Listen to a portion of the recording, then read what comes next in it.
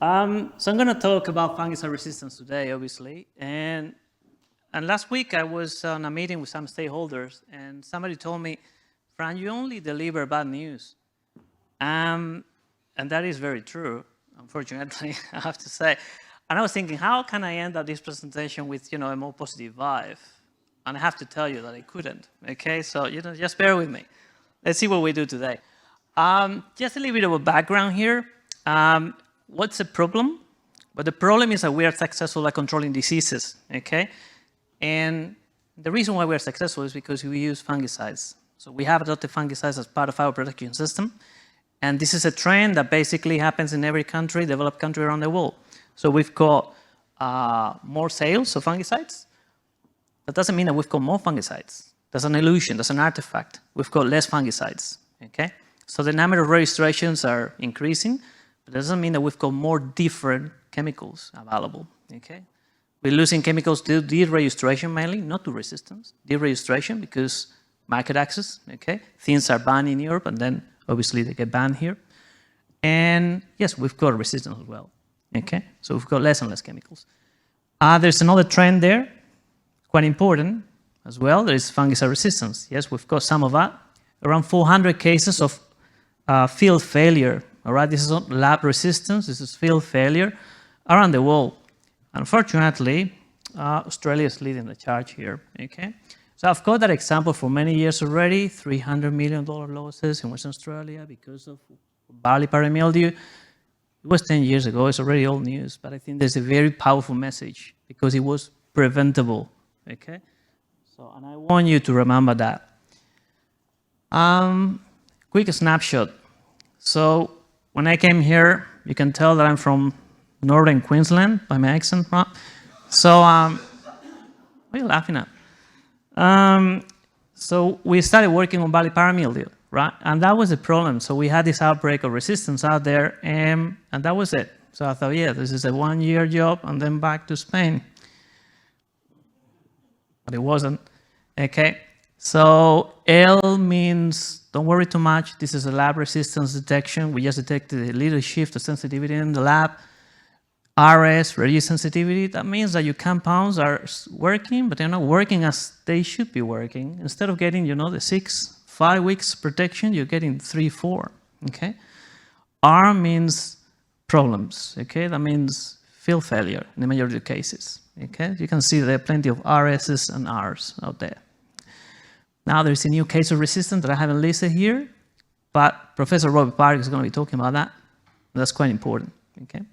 So as you can see, it's spread all over the place. Now I've got a question for you. What do you think are the main drivers of fungicide failure, fungicide control failure? I'm a lecturer, so I'm always asking questions to my students. Main drivers for fungicide failure. Late application, so timing. Do we agree on that? Right? We had a lot of problems with, just spraying, getting our sprays this year because of rain, basically. What else? Selection pressure, what? Okay, so selection pressure is spraying a lot of stuff, right? So we're trying to control a massive population out there, okay? So probably best to control small populations. What else? Who said that? All right, you're too far, I cannot see you. Okay, so lack of rotation. So yesterday we had a little bit of a tour. The rotations were quite nice around here. You go to Western Australia, you've got barley on barley on barley on barley, barley on blown canola, okay?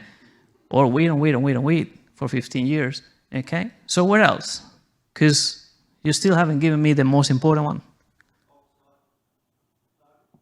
What's that? Okay, so you don't forget that you're targeting multiple diseases at the same time. You're just the one thing, okay? So when you spray propiconazole on wheat, you're targeting multiple different things at the same time. You think you're controlling a striped rust, septoria, but you're also targeting other things in there, okay? So off-target selection. What else?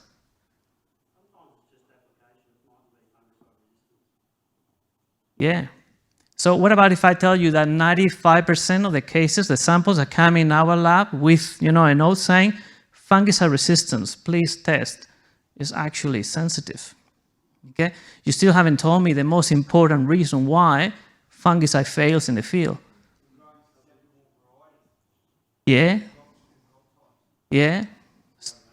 Still not the most important one. Low rates, very important, but not the most important one. Incorrect, yes, very important. So wrong product, okay? Not only wrong timing, but also wrong product. Still not the most important one, and running out of time, guys.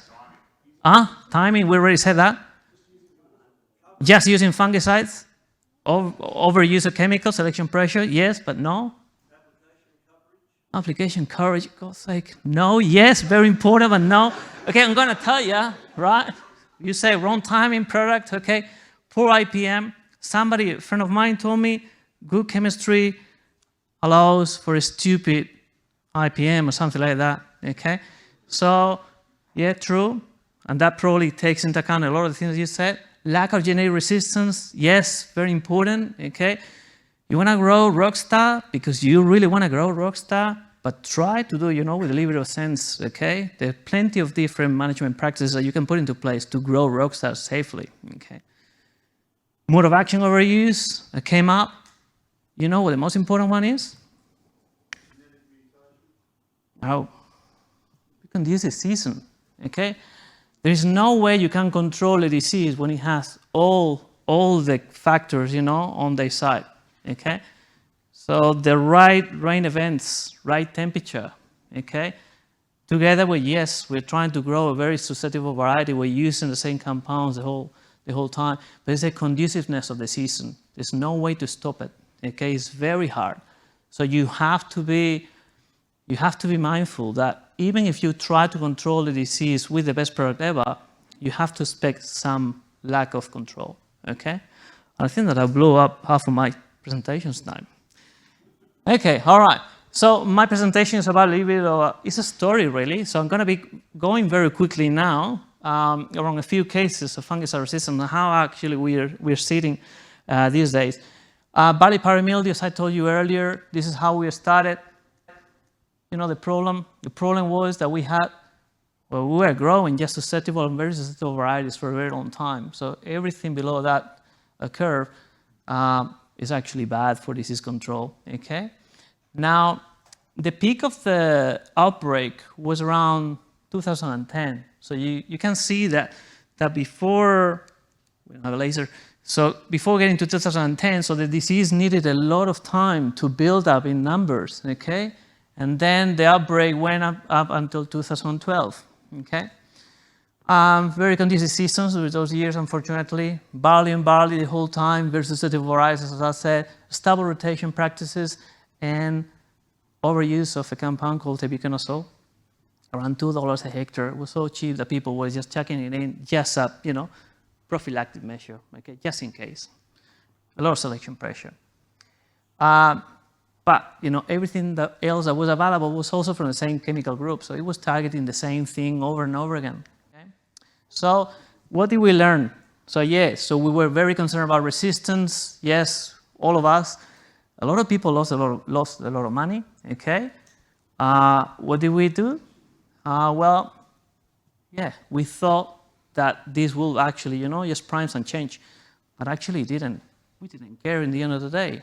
So because it just disappeared. So business as usual, all right? Okay, so spot thorn blotch, 2015. And all of these problems, this time it was more localized in south of Western Australia. We call this one the leopard. You can see the symptoms in the central picture, right? This is a typical paddock, South Stirling, the region of Western Australia where it was found for the first time, variety Oxford, that at the time it was still not very susceptible to this disease, or to this pathotype in particular, okay? It was MR, all right? But again, barley, and you can see the treatments there. So for those of you familiar with fungicides, all of those are a DMI, group 3, or contain a DMI, okay? So a massive selection pressure there, all right? Trials in the field by Dippert, they show very clearly that some of the DMIs were not working at all. So just want to draw your attention to the first two, propiconazole and epoxyconazole, compared to the control. That's yield, tons per hectare. You can see that it's pretty much the same, okay? This is work by Andrea Hills. You start combining different chemistries in there, you start getting better performance, better yields, okay? Right, net for net blotch, another one. This time, instead of DMIs, SDHIs. South Australia, 2019. Again, the same situation, very conducive season. Barley and barley, Spartacus is MRMS. It wasn't that bad, but for this particular pathotype in South Australia, it was so adapted to this variety that for this pathotype, it was a VS, really, okay? Flax peroxide every year, 2-3 years, 4 years. Multiple DMI treatments, okay? So not just a couple of DMI treatments, up to 4 DMI treatments, okay? So some of you probably have seen already this slide. So this is basically what we found out back in 2018. So blue means okay, green means we start to experience some issues with control, and orange means bad. So left-hand side is SDHIs, okay? So for example, flax peroxide, bixafen, okay? Right-hand side, this is something that nobody had realized. So people, some agronomists, they noticed that propiconazole wasn't working very well. But you know, it was a slow decline because they had all the compounds in there in the systems, for example, flax peroxide. When flax peroxide stopped working, then we realized that DMIs weren't working as well, okay? So multi-resistance is also a problem. Pathogens develop resistance to multiple different mode of actions at the same time. Results from 2021, I wanted to bring some results from closer by. So SDHI resistance is already in Victoria, so South Australia, Western Australia, Victoria, and Florida around here as well, okay? Now the guys in the lab, they always want to make things a little bit more complicated for me when I'm presenting, so they provided me with a different legend. So blue still is okay, all right? Red and that yellow-orange, that's the, we start to feel some issues with control, okay? But the control still works, all right? It's just we get less control time. And purple means abandoned ship, okay? So you can basically see that we have some regions where we've got the purple where SDHIs are not working, okay? We go to Geelong. So you can see the situation is a bit more colorful, less of that sensitive, more of that resistance coming up, okay? That was from 2021, so we are analyzing the 2022 data now, so we'll probably have it ready by 2023. I don't know, we'll see. Wheat powdery mildew, a lot of concern around wheat powdery mildew this season for DMI control, but actually DMI control is not the only problem there, so it's also QI, okay? So QI, they are an important group for wheat powdery mildew control, so it's also affected in this case. We've got a chronology there. So, and we started talking about this problem many years ago, all right? And this is one of the frustrations that we deal with. So people were aware of this problem, okay? So group 11, QOIs. So the first detections were back in 2016 in Tasmania and New South Wales, okay? So we knew that it was there, all right? And there was information put out, okay? Probably not very effectively for the look of it, but there was information out there. So resistance basically spread to Victoria and South Australia in 2017 and 18, all right? Group 3, even earlier, detection in Tasmania and New South Wales in 2015, okay? Victoria and South Australia, 2018, 2019, respectively. The problem is that then these double mutants started to arise. So individuals that were resistant to both DMIs and QOIs at the same time. And we've got that detected in New South Wales in 2020, thanks from samples sent by Steven Sinfandova. Where's Steven? All right, okay, over there. So he sent some samples in. We detected that resistance, double mutants, right? Very hard to control. They're also present in South Australia, okay? These are pictures that Steven sent through. So paddock and Albury, variety bean array, wheat and wheat, okay? So DMI treatments, nothing else. And this is, the look of it after the treatments. So as you will agree with me, mildew is actually looking very happy there, okay? Results in the lab, and I think that with this lining, it's going to be very hard to see it. Left-hand side, wild type, treated with a full rate of propiconazole. So the plants are quite clean. Middle picture is a resistant individual isolate from the samples that Steven sent through. Full rate of propiconazole. You can see white stuff, fluffy stuff on the leaves. That's the paramildew growing quite happily. Twice the rate. Okay, so we cannot do that in the field, obviously, but twice the rate. And you can see some mildew there, and also at the base of the canopy. Okay. I've got a couple of graphs here. We tried also with a combination of bixafen and prothioconazole. Didn't work. So you can see the graphs are pretty much matching each other. So you've got their area covered by disease, all right? And then the treatments, water, half the rate, full rate, twice the full rate.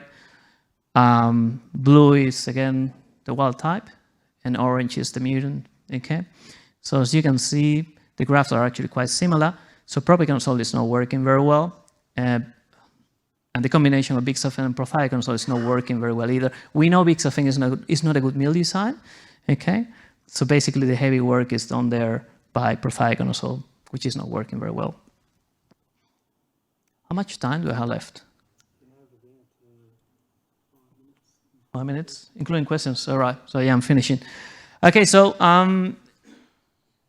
some of you know that I'm a caveman. I'm very difficult, when it comes to dealing, with social media and stuff like that. I don't know how to use it, okay? But actually, this is how, we monitor resistance these days. So this is a Twitter thread. Is that how it's called? Twitter thread, yeah? And you've got Steven Sinvendorfer there, quite actively just tagging CCDM in there. And up there, you cannot see there, but you can see my name because I'm dictating, the person at CCDM, do you know the answer? Can you just answer this to him? They're concerned about fungicide resistance in wheat powdery mildew, okay? So this is how we understand, there is a problem out there. So we established a collaboration with him and his team. So he did all the hard work. We took all the credit, obviously. But he sent all the samples, coordinated the reception of the samples and sent them over from South New South Wales and across the border with Victoria. You can see there on that table some results. It's not important numbers. The important thing is that everything that looks red on that table is bad, okay? So the first column with red all around, that's DMI resistance. But what we didn't know, there was also QI resistance at the back of it, okay? Right, there you go. Okay, so again, these double mutants there, you've got this resistance that is quite problematic, but you don't know that there's also some more resistance in there in the system because it's hidden, a little bit hidden somehow. Okay, so this information normally goes through our network of fungicide resistance experts called AFREN, the Australian Fungicide Resistance Extension Network. And then that's basically condensed in management advice. So out there at the front, you've got one of those guides, the Fungicide Resistance Management in Australia Grain Crops, okay? Oh, sorry, go back. Yeah, and that's actually a nice piece of work that incorporates, all the management strategies that we've got at the moment and available for controlling resistance and also for management diseases. So I'd like to finish with a couple of notes on Septoria. So we know for a while that there is DMI resistance or disease sensitivity out there for Septoria. We know that from the work of Andrew Milgate and his team. 2021, a year ago, we found resistance to QOIs in South Australia. This is actually quite localized. It's just a small region there. We haven't detected this anywhere else. The reason why I'm saying this is important is because we've got three main mode of actions for controlling diseases, really. DMIs, QOIs, and SDHIs. Yes, I'm leaving, Mark. And DMIs is already, on the escape set. QOIs is basically following.